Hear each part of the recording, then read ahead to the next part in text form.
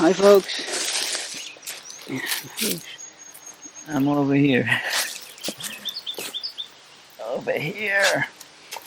Welcome to my humble homestead in the forest, and today I'm here with you on the forest floor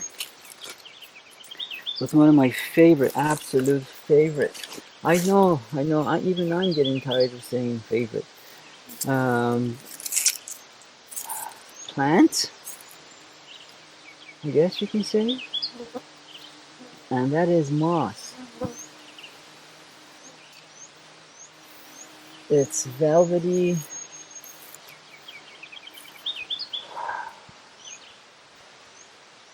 I don't even know where to start telling you about moss. I made a video recently about ferns, which is one of my most favorite plants, and that is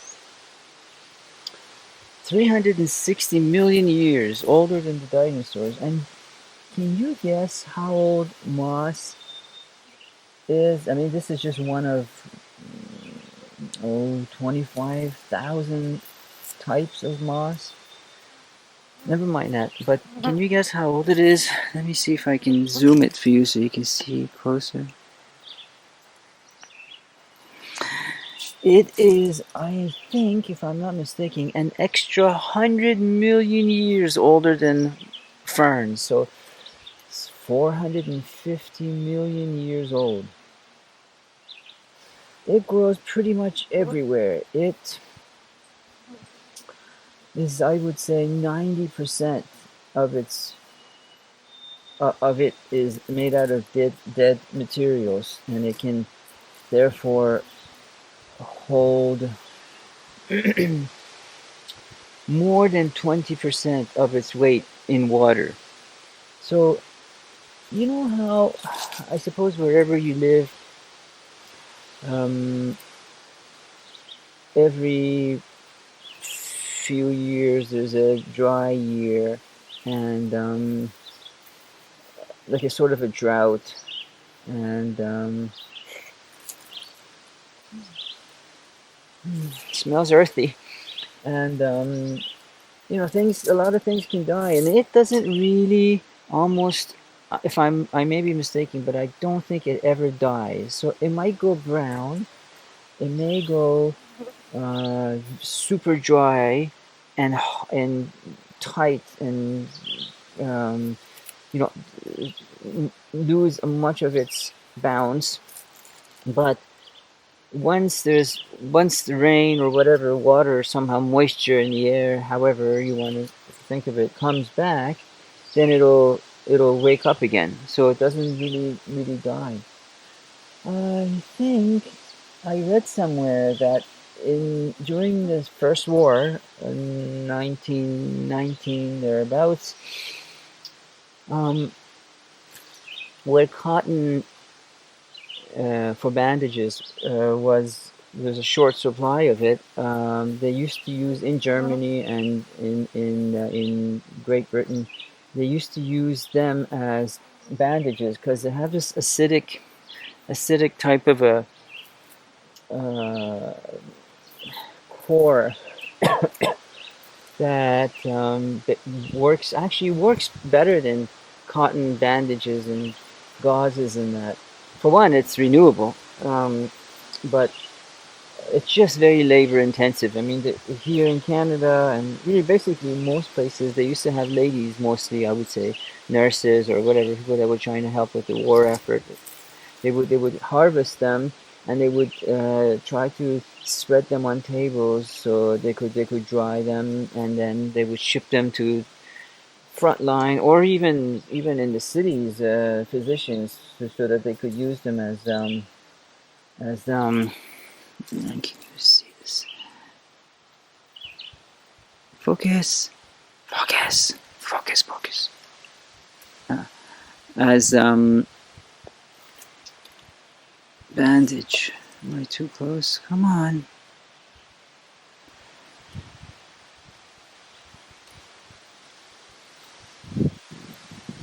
Well, oh, here we go. They grow very slowly, so I mean, it could take them maybe a year to grow that amount that I just showed you.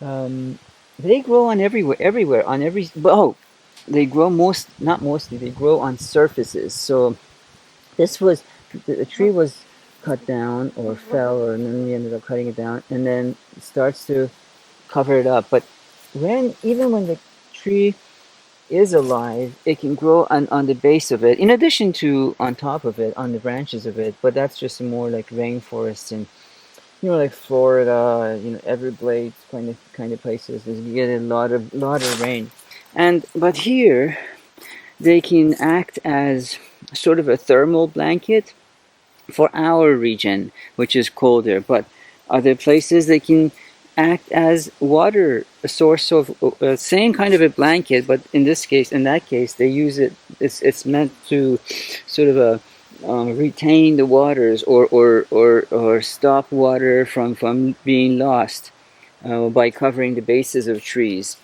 I think if I'm not mistaken, obviously they like shade, but I think um, there's that Laura Secord. They usually on a tree.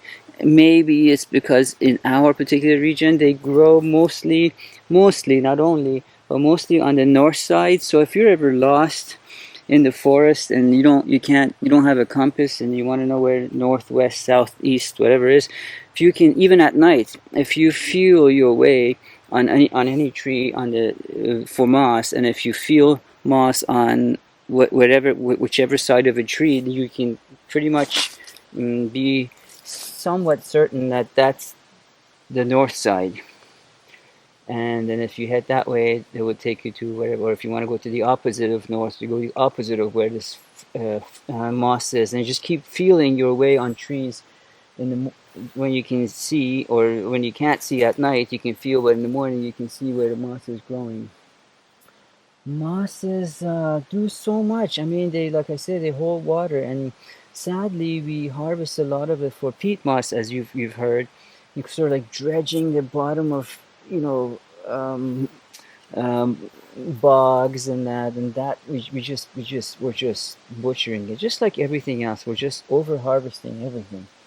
Here, when I walk sometimes, and I'm not trying to recommend people do it, but sometimes it's not so much for grounding. I don't have these sort of definitions, but the fact is that they are so nice and cushy and velvety and you can walk on them and feel grounded. But I don't have names for them. I just at least I don't want to sound judgy, but it's new agey names. It's just something that I do sometimes. It's something you could do, but you have to know where, because there are other things that can grow and puncture your feet. It's not a kind of patch of moss. You really should do it if you have a privilege. How many different varieties do I have on our property? I honestly don't know, but this moss is something that you have to really go slowly and then get down and put your glasses on and look, and then you can see.